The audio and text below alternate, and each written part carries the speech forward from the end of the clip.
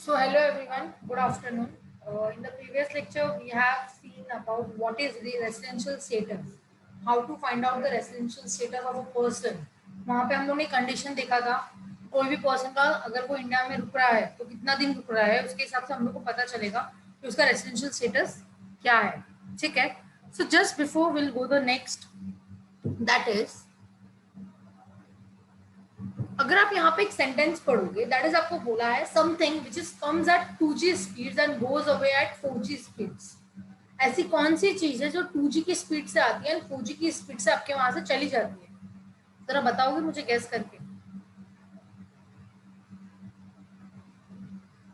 Anyone?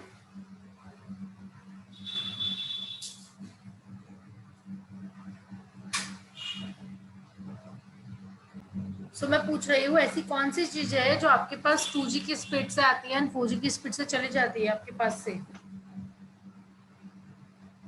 Year. क्या बोल रहे हो? ईयर. नहीं नहीं, ईयर कहाँ फटाफट जाता है, 12 महीने लग जाते हैं उसको.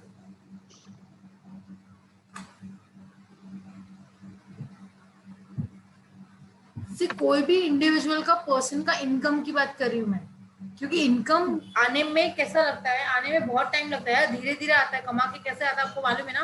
पूरा महीना आप काम करोगे तब जाके आपको एक महीने की सैलरी आएगी, लेकिन सैलरी एक महीने की हाथ में आते ही कितनी फटाक से उठ जाती है, पता भी नहीं चलता है कि कहाँ गया. अरे यार कल ही तो सैलरी आई थी, आज तो खत्म हो गया. तो यहाँ पे इनकम की बात कर रही हूँ मैं कि अगर कोई भी जो है 2G की स्पीड से आती है, 4G की स्पीड से चली जाती है, दैट इज योर कोई भी पर्सन का इनकम. अब पर्सन का इनकम मतलब आप यहाँ पे देख सकते हो, ये पर्सन इनकम लेके खड़ा है, that is your salary. So हम लोग को यहाँ पे पढ़ना है that is income from salary. I am starting, that is हम लोग को फर्स्ट हेड पढ़ना है कि इनकम फ्रॉम सैलरी क्या है. अब मैंने यहाँ पे फर्स्ट हेड चालू किया है, मुझे यहाँ पे 5 हेड्स ऑफ इनकम पढ़ना है, तो हम लोग एक एक इनकम करके पढ़ने वाले हैं. सो ये मेरा फर्स्ट हेड ऑफ इनकम है, that is income from salary. मैंने ऑलरेडी डिस्कस किया था कि इनकम फ्रॉम सैलरी के अंदर क्या आता है. कोई भी इंडिविजुअल का सैलरी इनकम रहेगा तो इनकम फ्रॉम सैलरी के हेड में आपको जाके टैक्स पे करना पड़ेगा. ठीक है. सो यहाँ पे हम लोग को देखोगे तो फर्स्ट हेड का नाम है that is income from head, that is income from salary. So हम लोग देखते हैं यहाँ पे बेसिक ऑफ चार्ज, मतलब यहाँ पे गवर्नमेंट ने आपको बताया है कि सैलरी को अगर आपको सैलरी बोलना है तो बेसिक ऑफ चार्ज बताया है. That is basic of charge मतलब आपको एक सेक्शन बताया है, that is income from salary का जो चार्जेबल सेक्शन होगा दैट इज 15. यहाँ पे जैसे मैं सैलरी का चार्जेबल सेक्शन बता रही हूँ, वैसे हर चैप्टर का एक चार्जेबल सेक्शन होता है. आपको कौन से चैप्टर में मतलब कौन से हेड में जाके चार्जेबल करना है, मतलब अगर आपका कोई भी सैलरी इनकम होगा तो सेक्शन 15 से जाके आपको उसके इसमें चार्जेबल करना है. समझ में आया? अगर आप ये चैप्टर में सेक्शन पढ़ना चाहोगे तो आपको यहाँ पे 15 to 17 तक हम लोग सेक्शन पढ़ने वाले हैं. अच्छा.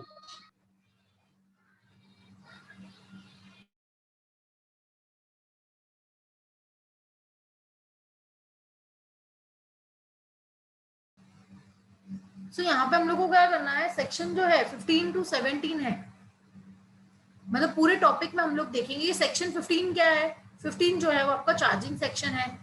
217 बोला है मतलब 16 भी कुछ होगा, 17 भी है. 17 में आपको मीनिंग बताया है कि सैलरी का मतलब क्या है.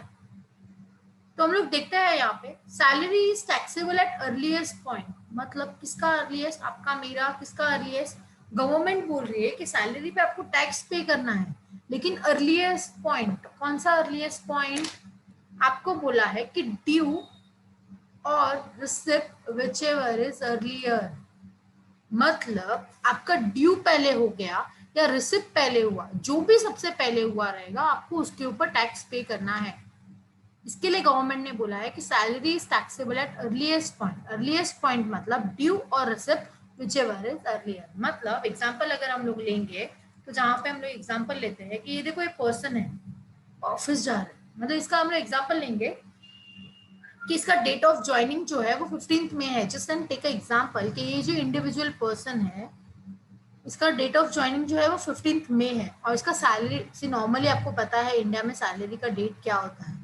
हर कंपनी का डेट जो होता है नॉर्मली, अगर आप मई मंथ की, अगर आप for example current year month की बात करोगे, कौन सा मंथ चल रहा है हम लोग का, अभी नवंबर मंथ चल रहा है. अगर मैं नवंबर मंथ में काम कर रही हूँ तो इसका सैलरी मुझे दिसंबर मंथ में मिलेगा, राइट. मतलब कोई भी सेम मंथ में नहीं देता है, तो भी लोग का एक डेट होता है। ये इंडिया की पॉलिसी है कि आपको बोला गया है कि 1 तारीख से 10 तारीख तक के अंदर देंगे, या तो 1 से 20 तारीख के अंदर देंगे, 1 से 15 तारीख के अंदर देंगे। तो मतलब यहाँ पे आपको सैलरी का डेट होता है। फॉर एग्जाम्पल समझना, ये इंडियन कंपनी की हम लोग बात करें, इन इंडिया अगर आपका सैलरी ज्वाइनिंग डेट है, DOG is your date of joining, date of joining अगर 15th मई है, तो आपको सैलरी कब मिलेगा? ये कंपनी का पॉलिसी है कि हर महीने की 10 तारीख को हम लोग सैलरी पे ऑफ करते हैं। ठीक है, तो 15 मई को अगर आपने काम करना मेरे यहाँ से स्टार्ट किया है, तो आपको सैलरी कब मिल रही है? 10th जून को मिल रही है। लेकिन नॉर्मली आपको रिसिप्ट डेट, मैंने आपको बताया कि 10th June is my receipt date. But due कब होता है? कोई भी चीज ड्यू कब होती है? क्योंकि मुझे आपको बताना है कि ड्यू और रिसिप्ट व्हिचएवर इज अर्ली है ना। तो यहाँ पे आपको रिसिप्ट का डेट तो पता चल गया, रिसिप्ट मतलब सैलरी का डेट इज और रिसिप्ट डेट कभी आपको मिल रहा है, तो 10 जून इज और रिसिप्ट डेट। बट ड्यू कभी होता है? नॉर्मली जो मंथ का काम आप कर रहे हो, अगर वो मंथ खत्म हो जाता है, दैट मीन्स आपका ड्यू हो जाता है। समझ में आया मैं क्या बोल रही हूँ? मतलब अगर फॉर एग्जाम्पल से आप ये पर्सन की अगर आप बात करोगे, तो इसका डेट ऑफ ज्वाइनिंग है 15th मई। अगर इसका डेट ऑफ ज्वाइनिंग है 15th मई, तो यहाँ पे आपको बोला है कि 15th मई से इसका ज्वाइनिंग है, तो आपको काउंट करना पड़ेगा मई मंथ कभी खत्म होता है। मई मंथ आपका काउंट खत्म होगा 31st मई को। 31st मई को अगर आपका डेट खत्म हो रहा है, मतलब आपका ड्यू डेट क्या हुआ? आपका मई मंथ का काम खत्म हो गया, मतलब आपका ड्यू हो गया। मतलब अगर आपका मई मंथ का खत्म कभी हो रहा है, 31st मई को खत्म हो रहा है, मतलब ड्यू आपका जो होगा वो 31st मई को होगा। And receipt date is your 10th June whichever is earlier. तो यहाँ पे आपको समझना है कि ड्यू जो होगा वो 31st मई को होगा। कैसे पता चला? बिकॉज नॉर्मली क्या होता है, ड्यू कैसे पता चलेगा यार? ड्यू मतलब आपका काम खत्म हुआ ना, आपका पैसा आ जाना होता है, उसको बोलते हैं ड्यू। मतलब अगर मैं मई मंथ का आपके पास काम कर रही हूँ, मतलब अगर आप नवंबर मंथ की बात करो, मेरे हिसाब से अगर आप बात करोगे, तो मेरा नवंबर मंथ स्टार्ट होता है 1 नवंबर से लेकर 30 नवंबर तक। तो ये मेरा पीरियड है। अगर ये पीरियड में मैं आपको सर्विस दूंगी, अगर ये पीरियड का सर्विस मैं आपको दे रही हूँ, तो इसका ड्यू कब होगा?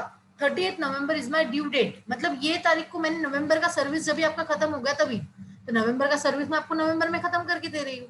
मतलब नवंबर का नवंबर को खत्म कर रही हूँ, तो मेरे को सैलरी भी नवंबर में मिल जाना चाहिए, बट नहीं मिल रहा है। तो आपको गवर्नमेंट ने बोला है कि आपका ड्यू डेट जो होगा वो मंथ की लास्ट डेट होगा, that is your due date. But जब आपको पैसा मिलेगा, दैट इज रिसिप्ट डेट। तो यहाँ पे आप चेक कर लो कि ड्यू डेट और receipt date whichever is earlier. मतलब ये वाले केस में क्या हो रहा है कि ड्यू आपको 31st मई को हो रहा है, लेकिन मिला कभी 10 जून को मिला, तो व्हिचएवर इज अर्लियर 31st मई। मतलब ये जो पर्सन है, ऑफिस जाने वाला जो पर्सन है, उसको टैक्स अगर मिल रहा होगा, मतलब उसको जो इनकम मिल रहा है उसके ऊपर वो टैक्स जो पे करेगा, वो कभी पे करेगा? वो 31st मई को वो टैक्स पे करेगा। बिकॉज यहाँ पे आपको पहले ही बताया कि salary is taxable at earliest point. Earliest point मतलब ड्यू और receipt whichever is earlier. Due मतलब 31st मई और रिसिप्ट मतलब 10 जून। तो जो भी सबसे पहले डेट आएगा वो। ये इंडिया का सिनेरियो मैंने बताया। लेकिन एमएनसी कंपनीज में क्या होता है? फॉर एग्जाम्पल से अज्यूम करो कि यही पर्सन है, वो एमएनसी कंपनी में काम कर रहा है, उसका डेट ऑफ ज्वाइनिंग है 5th अप्रैल। क्या है? 5th अप्रैल इसका डेट ऑफ ज्वाइनिंग है। तो ड्यू डेट कभी होगा? ड्यू डेट तो मैंने आपको पहले ही बताया। ड्यू डेट पता कैसे चलेगा? महीना खत्म हुआ तो ड्यू डेट खत्म, आपका ड्यू डेट आ जाता है। महीना खत्म हुआ तो अभी यहाँ पे ये महीना कभी खत्म हो रहा है, 5th अप्रैल का डेट ऑफ ज्वाइनिंग है। तो डेट ऑफ अप्रैल मतलब अप्रैल मंथ का आप सर्विस कब तक दोगे?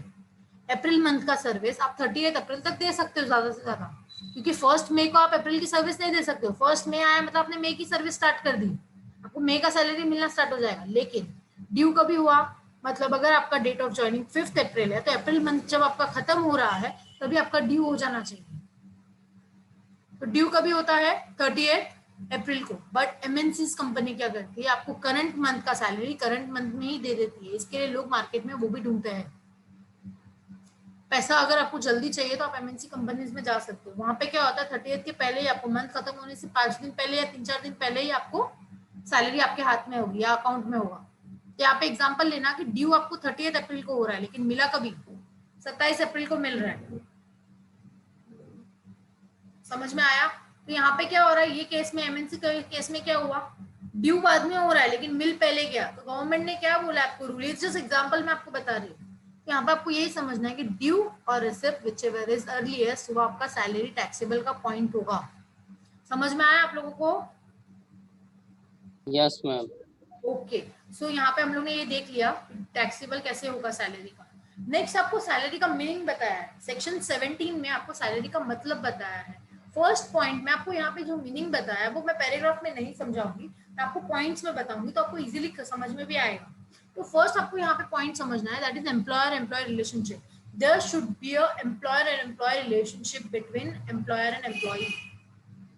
वहां पे रिलेशनशिप होना चाहिए। रिलेशनशिप मतलब एम्प्लॉयर जो बोलेगा वही आप एम्प्लॉय काम करना चाहिए, वैसा रिलेशन होना चाहिए वहां पे। तो ये मेरा फर्स्ट पॉइंट बोल रहा है, there should be a relationship between.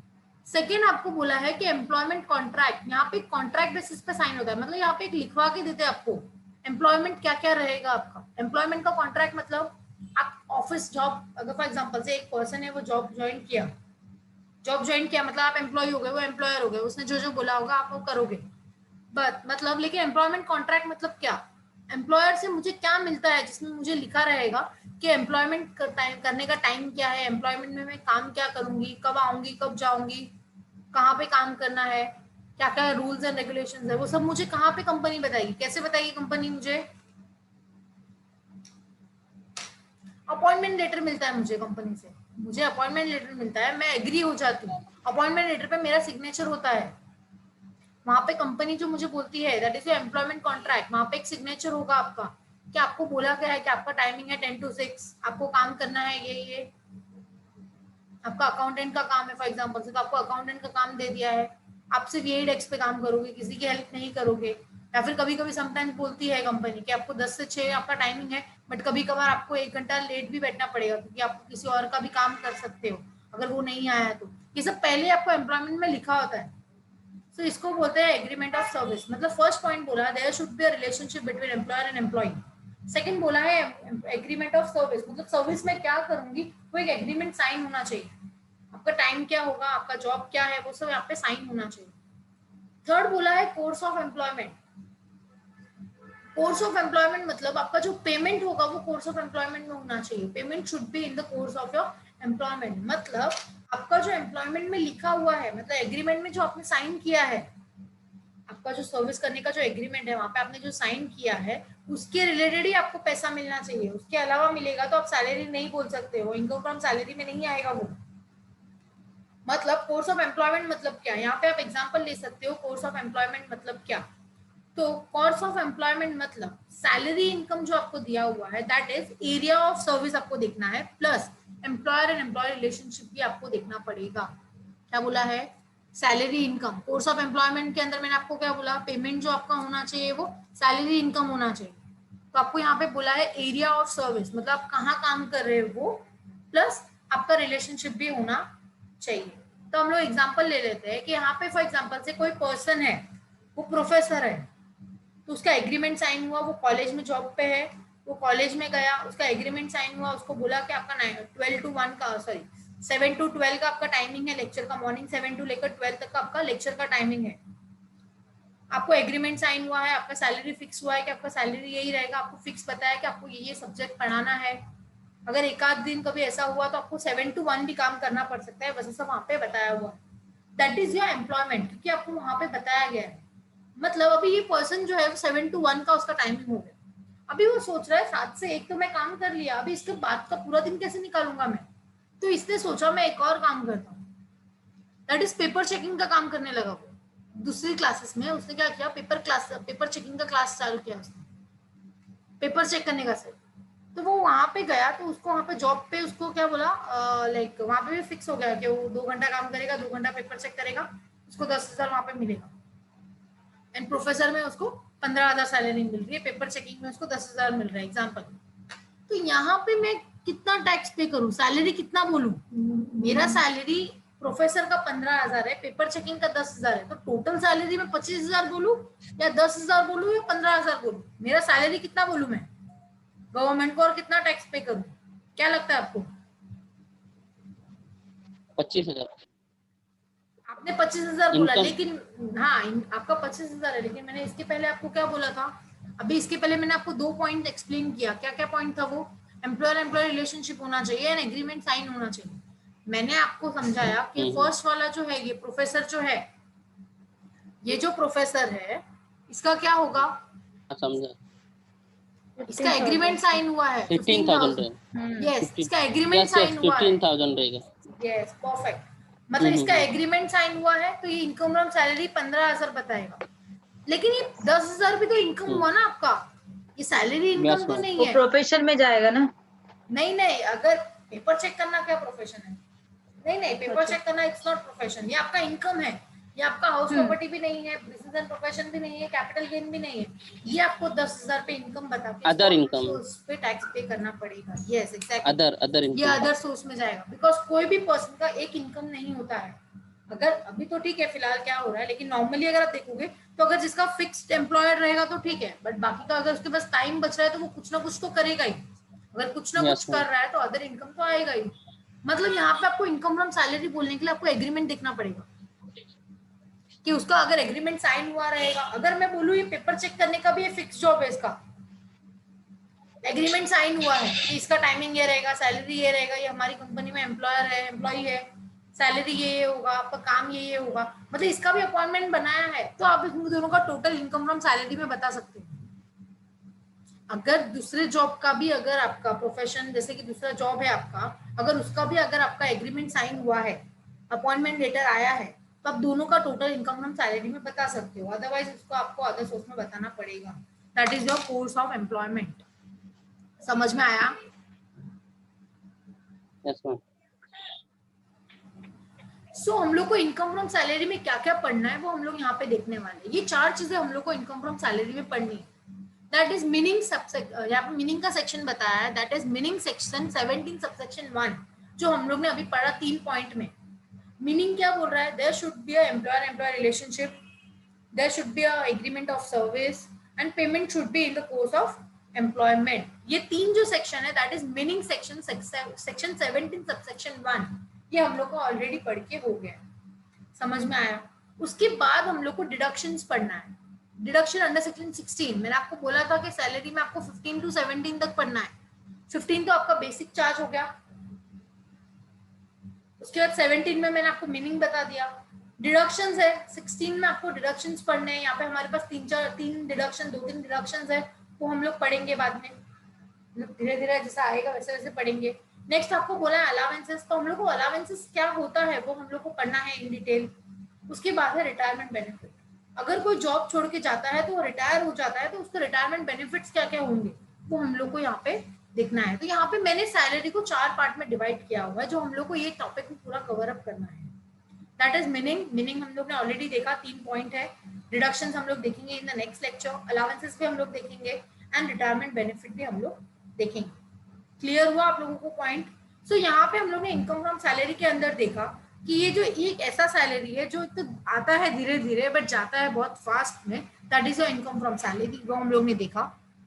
उसके बाद मैंने आपको बताया कि सैलरी मतलब यहाँ पे नॉर्मली सैलरी का मतलब अगर आप देखोगे तो सबके लिए सैलरी मतलब अलग अलग होता है, बिकॉज यहाँ पे एम्प्लॉयर ने एम्प्लॉय को दिया तो सैलरी का मतलब अलग है, एमपीए ने मतलब गवर्नमेंट ने एमपी एमएलए को सैलरी दिया तो मतलब अलग है। बट इनकम फ्रॉम सैलरी के अंदर क्या आएगा? इनकम फ्रॉम सैलरी के अंदर वही इनकम आएगा जो एम्प्लॉयर ने एम्प्लॉय को दिया होगा, बिकॉज यहाँ पे 3 पार्ट में अलग अलग डिवाइड किया हुआ है सैलरी को। अगर एम्प्लॉयर ने एम्प्लॉय को दिया तो क्या, अगर गवर्नमेंट ने एमपी एमएलए को सैलरी दिया तो क्या, अगर गवर्नमेंट ने एमपी एमएलए को सैलरी दिया तो वो अदर सोर्स में जाता है, यहाँ पे नहीं आएगा, अदर सोर्स में जाएगा। ठीक है? अगर कोई बिजनेसमैन है जो बिजनेस लेके बैठा है, जैसे कि प्रिंसिपल और agent, principal is your businessman and वहां पे जो वर्कर्स या फिर स्टाफ आपके इधर काम करे दैट इज योर एजेंट, तो वो कहाँ जाएगा? वो बिजनेस एंड प्रोफेशन में जाएगा। मतलब यहाँ पे अलग अलग है सैलरी का। अपने को बोलेगा सैलरी का मतलब क्या है, तो हमारे लिए सैलरी का मतलब एक ही है, भाई हमको पैसा आ रहा है इतना पता चलता है बस, और कुछ पता नहीं चलता। लेकिन यहाँ पे आपको अलग अलग बताया हुआ है कि अगर गवर्नमेंट ने एमपी एमएलए को दिया तो उसको आपको अदर सोर्स में टैक्सेबल करना है या एग्जाम्प्ट रखना है, वो जो भी होगा वो अदर सोर्स में होगा, यहाँ पे कुछ नहीं होगा। ठीक है? बट अगर प्रिंसिपल ने एजेंट को सैलरी दिया तो उसका क्या, वो बिजनेस एंड प्रोफेशन में जाता है, वो यहाँ पे नहीं आता है। लेकिन अगर एम्प्लॉयर ने एम्प्लॉय को सैलरी दिया तो आपको इनकम फ्रॉम सैलरी के हेड में आपको टैक्सेबल बताना है। So will continue in the next lecture, like what is allowances, what is deductions, and what are the retirement benefits are there, because we have done with the only meaning we have done. We have lots of things to learn in the salary topics. बहुत सारी चीजें हैं जो हम लोग को समझना है. अलाउंसेस क्या क्या होता है, डिडक्शंस क्या हो रहा है, रिटायरमेंट बेनिफिट्स क्या है, ये सब हम लोग नेक्स्ट लेक्चर में कवर अप करने वाले हैं. Clear everyone? Yes, ma'am. Next Sunday, no? Okay, yes. Thank you so much. thank you, ma'am. Thank you, Yes, ma'am. yes. Bye bye. And happy